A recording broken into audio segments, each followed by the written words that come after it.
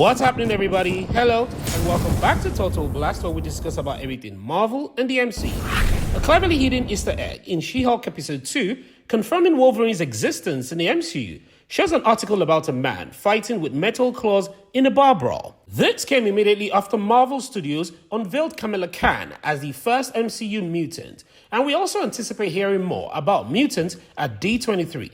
So, it is most definitely not a coincidence. Despite this, it proves that Wolverine and possibly other X-Men are already present in the MCU, given that Disney recently purchased the film rights to the X-Men. It also gives us some insight into where Marvel Studios is and how Marvel hopes to introduce the X-Men to this universe. The fact that the headline did not call the man Wolverine or call him a mutant suggests that Wolverine is not yet a known figure, not yet a member of the X-Men, and is still a lone wanderer who might not even realize that he is a mutant. Today, we will discuss the several ways that Marvel may debut Wolverine and may also look at the origin story and how it could all be connected together. We're going to break down all the Wolverine backstory in the MCU and why they put this Wolverine Easter egg in that specific She-Hulk episode. If this is your first time, please subscribe and enable the post notification bell so you don't miss out on subsequent videos.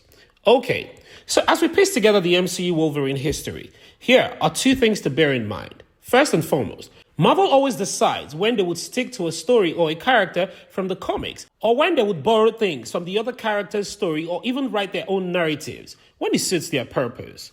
As far as we're aware, nothing about what happened to Logan and Wolverine in the MCU has already been decided. We just know that he's already there.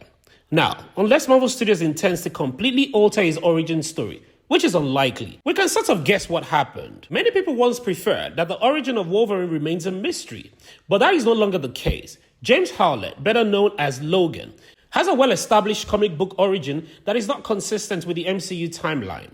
Now, according to that origin story, Wolverine was born as James Howlett in northern Alberta, Canada, approximately near Cold Lake, during the 19th century, purportedly to a rich farm owner, John and Elizabeth Howlett. Though, he is actually the intelligent son of the Howlett's groundskeeper, Thomas Logan. James' mutant abilities were triggered when his father was shot by the Howlett's groundskeeper, Thomas Logan, whom he did not know was his real father. James then killed Logan, slashed the face of Logan's son and his friend Dog, and left Alberta with a childhood friend, Rose O'Hara.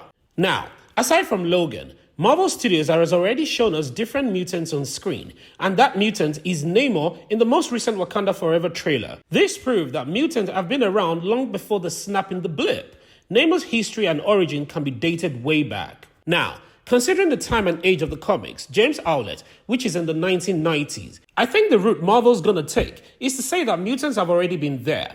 They've always been in the MCU. They've just been super rare. And in some cases like Namor or James Howlett, aka Logan, they've been off everybody's radar. So while the snap and the blip may have accelerated what brought out the mutant gene en masse across the population because of the gamma radiation, I think that the mutants have always been there. This is the origin story they might likely work with. Now, Jennifer and Emil Blonsky's interview is what prompted the inclusion of Wolverine Easter egg in that She-Hulk episode. Emil Blonsky spoke of the government's part in his transformation into Abomination.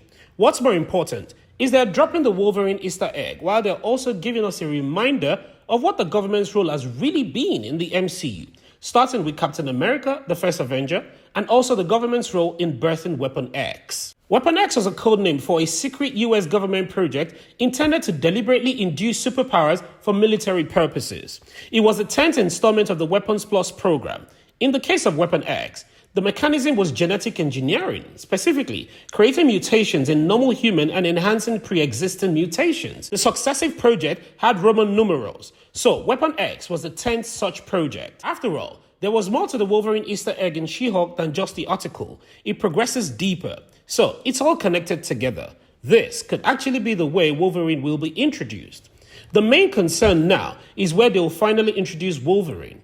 Additionally, whether he will get his own movie or whether they will choose to focus on his normal origin story or leave his origin unknown. We'll just have to wait and find out, I suppose. Anyway, it seems like it will begin by appearing in other people's movie so that he wouldn't have to focus on his origin story yet. Or they will just have to begin with him in the present, leaving all the origin stories untold. However, I personally would rather that they just leave his origin story a mystery while he's just simply known as Wolverine.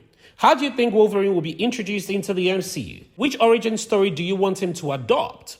Please Don't forget to like the video and share your thoughts and opinions in the comment section below. Subscribe and turn on your post notification so you don't miss out on any of our latest Marvel news. Thank you so much for watching, and as always, I hope to see you in the next one.